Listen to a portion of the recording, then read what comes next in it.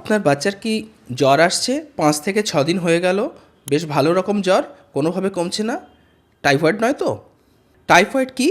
Typhoid একরকম bacterial infection, যার জন্য আমাদের শরীরে বিভিন্ন রকম উপসর্গ দেখা যায়। যেমন ধরুন পেট ব্যথা, নরম পটি, কখনো কখনো কনস্টিপেশন হতে পারে, তার বেশ বড় রকম জ্বর হতে পারে। দেখে মনে হবে বাচ্চা একদমই সে সিক রয়েছে বা দুর্বল হয়ে পড়েছে। তার ইউরিন কমে যেতে পারে, সে ঘ্যান ঘ্যান করতে পারে, তার যাবতীয় অ্যাক্টিভিটি কমে গেল, বমি হতে পারে।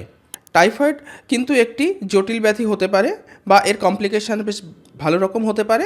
টাইফয়েড কিন্তু বেশ বড় রকম একটি ইনফেকশন, কিন্তু এটা সেরেও যায়, চিন্তা করার কিছু নেই। যদি এই সিমটমগুলি আপনার বাচ্চার থাকে, অবশ্যই তাহলে কিন্তু আপনি আপনার ডাক্তারবাবুর কাছে পরামর্শ করবেন।